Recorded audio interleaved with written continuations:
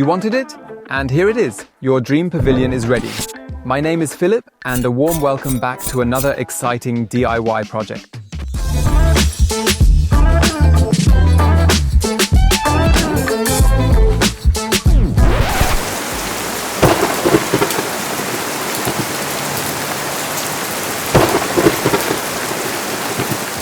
Jenny and I asked you which DIY projects you'd like to see. You enthusiastically commented, and we decided on the pavilion.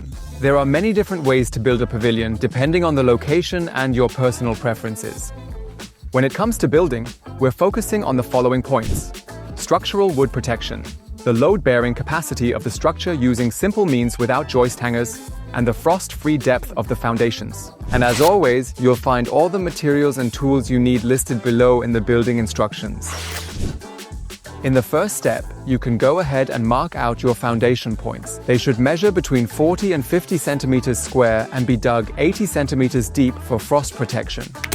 Make absolutely sure that where you're digging there are no pipes or cables. Now it's time to dig.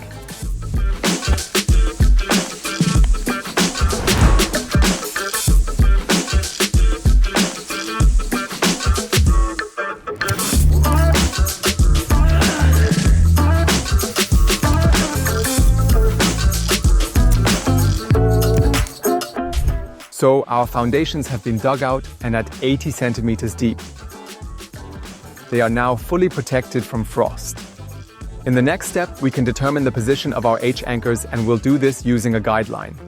Day 2, we drive these irons into the ground and then stretch the line across between them.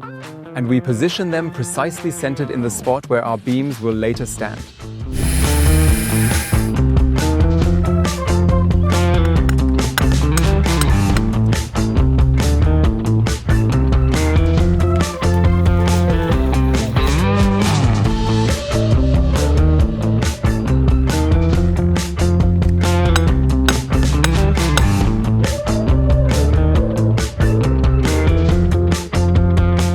Once the rectangle is marked out, make sure the whole thing is leveled, precisely at the final height of the anchors. After that, we check the angles and carry out the final necessary adjustments.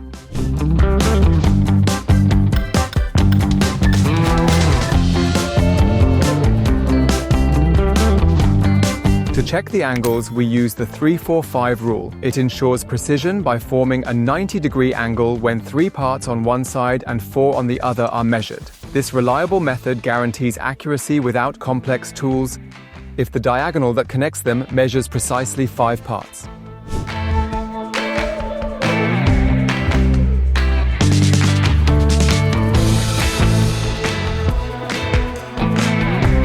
If the angles are checked and confirmed at every corner, you can proceed to mix the concrete. I'm using a ready-mix concrete of class 2025 and blending it thoroughly in the cement mixer. Next, you pour it into the concrete hole and align the H-shaped anchor.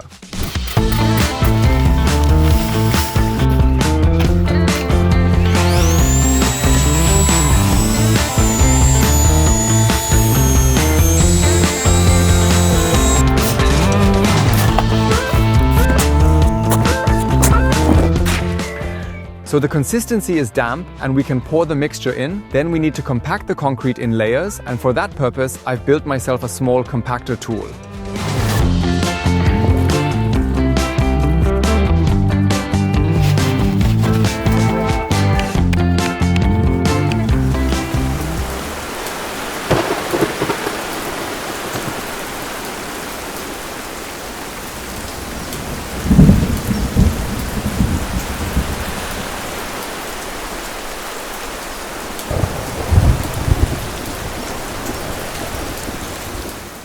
It's crucial now that you position the H-anchor leveled in every direction, ensuring that the beam will stand perfectly straight later on.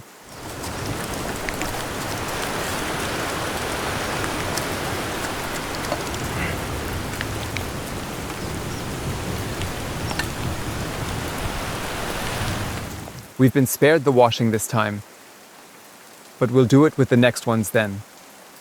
And sometimes, you just have to deal with the circumstances as they are. And we just keep moving forward, right? The good thing about this concrete is that it chemically hardens, so no water needs to evaporate. The critical thing, though, is making sure as little moisture as possible gets inside, because otherwise it compromises the strength. That's why we're now covering the entire foundation with a tarp and waiting until this steady rain finally comes to an end.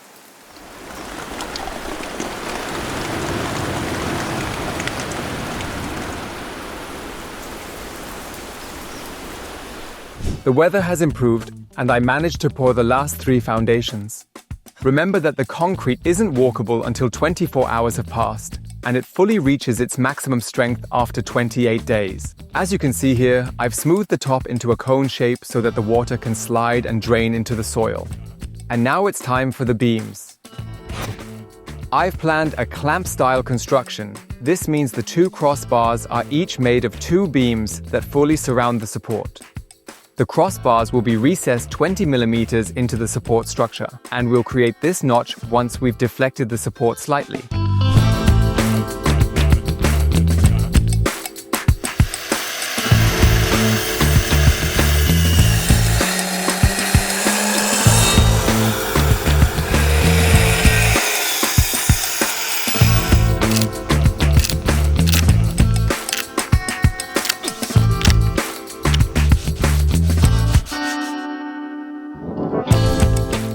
Now we'll repeat this process 4 times and then we'll get them stained.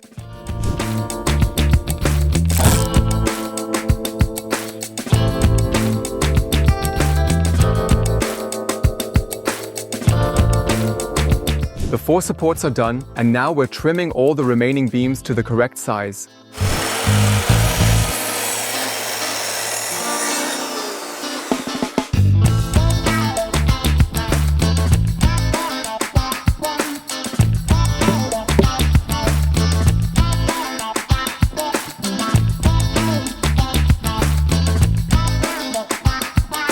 Once the supports are dry, you can insert them into their respective anchors. Then you grab your level and carefully adjust each support once more before we use the water level to confirm they are properly aligned with each other. The water level functions in this manner. You stretch a hose between 2 supports. You fill it with water at the top, and due to gravity, the water level balances out.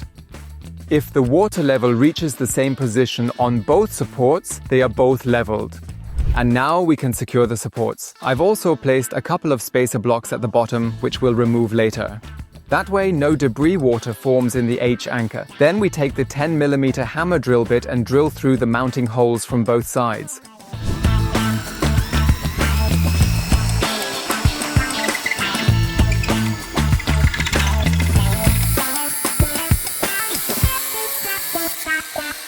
And since we're working outdoors, we naturally only use stainless steel parts. In this case, a 10mm threaded rod, a cap nut, washers, and another nut for the opposite side.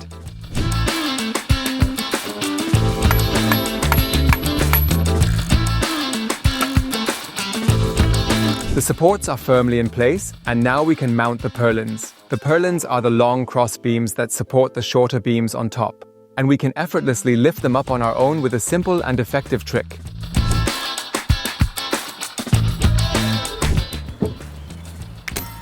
At both supports, a leftover wooden piece is attached and the side of the purlin rests on it. Now I can calmly walk over to the ladder and position the other side.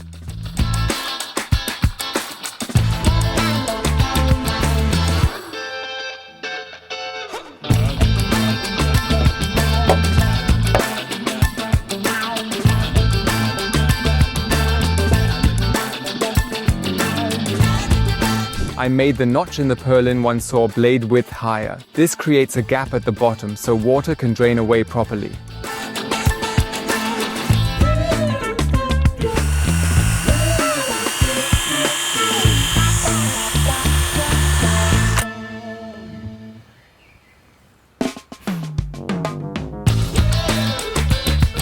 Like the posts, the purlins are also fastened with a stainless steel threaded rod.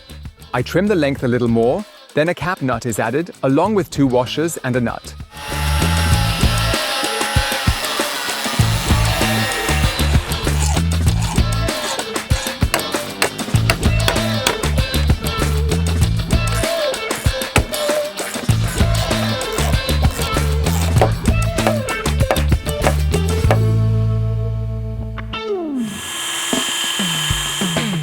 The rafters are now placed on the purlins and they are fastened with pan head screws.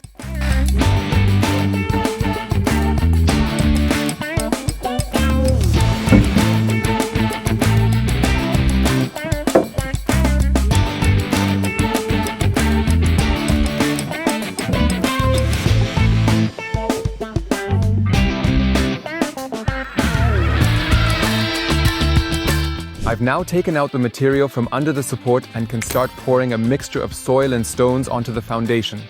Then the water drains away very effectively and it helps prevent splashing, and that's part of the structural wood protection.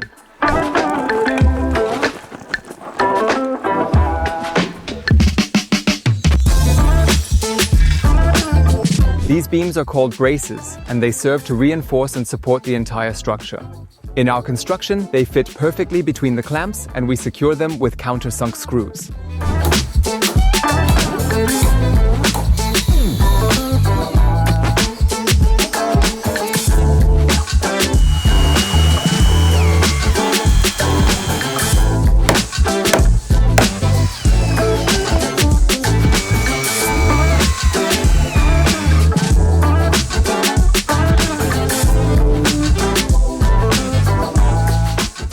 To ensure the structural wood protection is fully considered, we cover the ends with a screen-printed panel.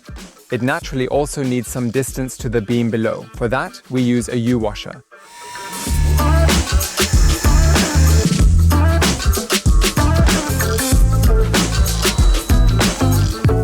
And with that, the pavilion construction is completely finished. But there's still one thing remaining. Ooh.